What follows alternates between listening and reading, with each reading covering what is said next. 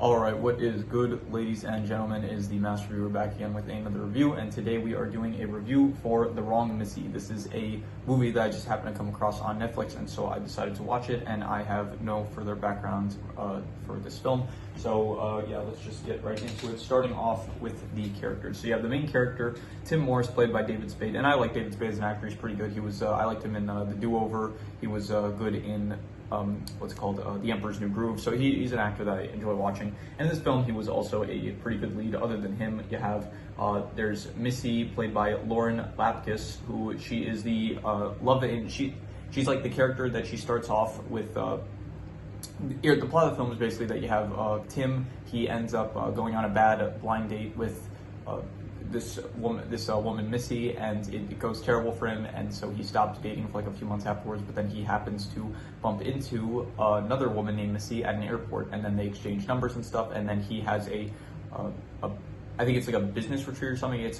was some sort of might have been a wedding actually. It was something that he went with his company for. To Hawaii, I'm pretty sure it was. So he goes there, and then he decides to invite the Missy that he met at the airport, but then he accidentally invites the Missy from the blind date that he did not enjoy.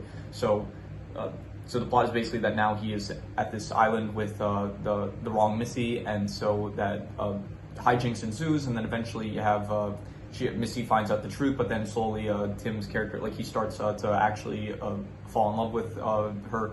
So, and then by the end of the film, like, she finds out the truth of like that he never actually wanted her to come, and so she leaves him and stuff. But then by the end of the film, he like apologized to her, and they end up getting back together. So in terms of the plot of the film, I'll say that the plot is I'll give it a I'm thinking between a 6 to a 6.5, I'll say, and I'll be generous and give it a 6.5. I thought it was a good plot. I'd say it was fun to watch with the bits and stuff that they had in the film, and I'll say this, it did feel like it ended like really abruptly. Like by the end of the film, you do just have like like you have Tim, his character, like David Spade's character, you have him just after a while of trying to get back in touch with Missy, he just like ends up playing a prank on her by the same way that she did at the start of the film, with like claiming to be a different, like, he wrote to her, like she was expecting a blind date, and so he was the blind date, but he wrote to her like trying to make her think that it's someone else, and so and it ends up being Vanilla Ice, and so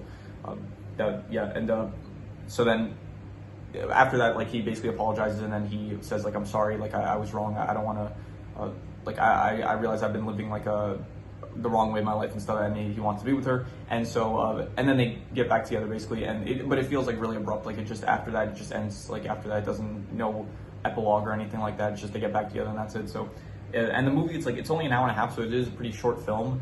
Because of credits, it's like it actually ends after like one hour and like 20 something minutes. So it's actually like way shorter than I thought. But I did like the plot; it was good, I would say. In terms of the characters, once again, you have Tim Morris, who was a good lead. You have Missy, who is the wrong Missy, who is played by Lauren Lapkus. And I think Lauren Lapkus, she's a very good actress because she really managed to make Missy feel like a very unlikable character at the start. Like, she comes off as extremely annoying, her character, and I did not really like her at the beginning of the film.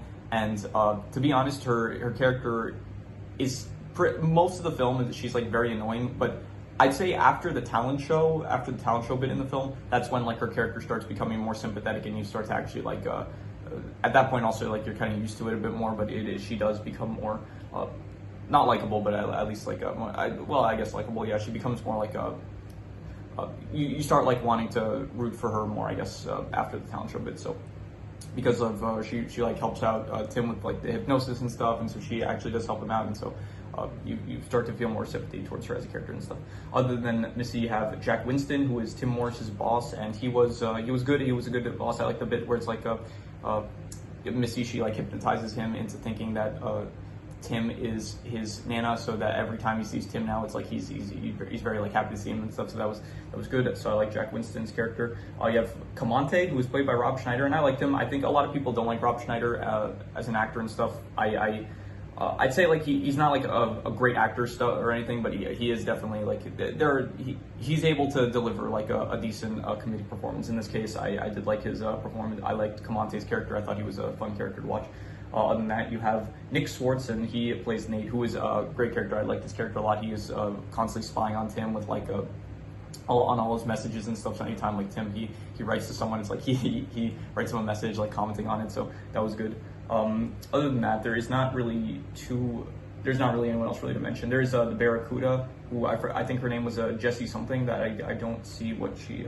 I'm looking at the characters here and I can't find exactly what her character is called, but her name was the Barracuda. So she was like the rival of Tim, and she was like kind of not really an enemy of him, but then towards the end when she did start getting jealous, she did cause like some of the conflict with Missy, and she like revealed the truth of like Missy wasn't supposed to be there. She told that to Missy, so yeah, she was fine. Other than that, there's not really, and I guess there was Tim's ex that she ended up still having feelings for him, so then she tried to end up having a threesome with Tim and Missy, but then that ended up not going anywhere, and so yeah, she was, I don't know, she was just there, I guess. There was her fiance, I think they were supposed to get married, and just, yeah, nothing really to comment on them. There's one other character that I'm forgetting about, and I don't want to move on until I remember them, but I cannot remember them at the moment. Oh yeah, the real Missy, the one that he originally met at the airport.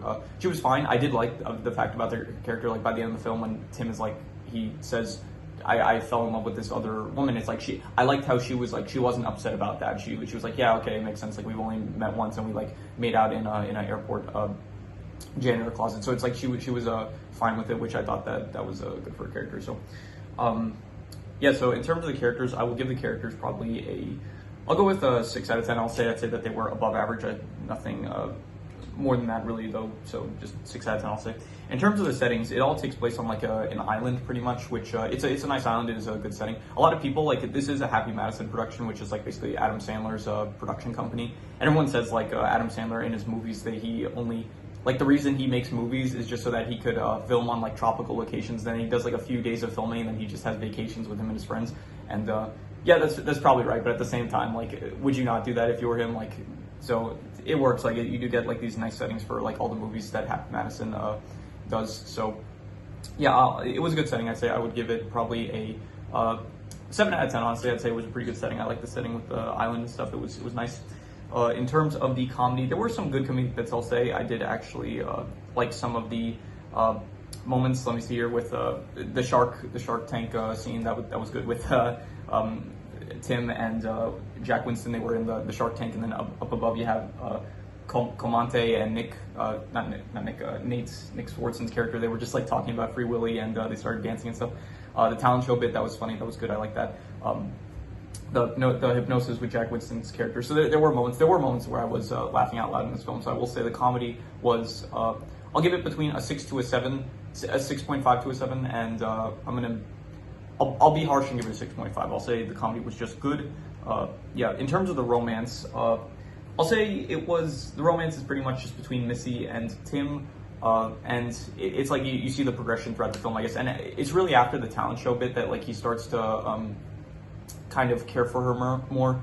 And they do have like a nice moment where they are talking like at dinner or something, and they're talking, and then Missy reveals like why she is the way she is and like why she knows so much stuff. It's like her dad passed away, and then she went to a bunch of not clubs, but like maybe it was clubs. She went to a bunch of like classes, I think that was it, to meet people and like to learn some new things because her dad passed away. So that was like that was a nice moment between them, and after that, like, you do see like Tim starts caring for her more. So I just wish that once Missy finds out the truth, she ends up leaving him, but then like they get back together and just that's it. I kind of wish we would have seen like more of once after they get back together, like, I don't know, just an epilogue or maybe like a montage of like something like of them like being together or something. So in terms of romance, I'll just give it I don't know, most of the film, like, it's not really, like, Tim doesn't really like Missy, and Missy comes off as annoying, so because of that, I'm just going to give the romance I'll give it a 5.5, I guess it was decent, not really great, though. In terms of the worst thing, I guess the worst thing is just Missy's, I'm calling her Missy, her name is Melissa, actually, so, but everyone in the movie calls her Missy, I'm pretty sure, so the worst thing I would say is just Missy's character, like, at the start of the film, it just comes off as very annoying, very unlikable. So because of that, it is, I would say, just, I didn't really, it's one of those things where it's like the point of it is to be annoying, but if they succeed at the point, then the outcome is that it's like a not good outcome if you succeed at your goal. So because of that, I'm just gonna give the annoying bits of the film, like also like when she throws the chum and then she throws up. That I didn't like that scene. That was kind of gross. So I'm just gonna give I'm gonna say not good for like all the annoying bits with Missy. I'll say so. That was the worst thing in my opinion. In terms of the best thing, I'll say probably the scene where Tim and Missy, they are talking, and she like says, like, she reveals like the reason she is like the way she is, and like Tim kind of reveals why he doesn't drink and stuff. I thought that was like a nice wholesome scene between them, and I think it was my favorite part of the movie. And I will say that it was a 7 out of 10. I would say it was a pretty good scene. So yeah.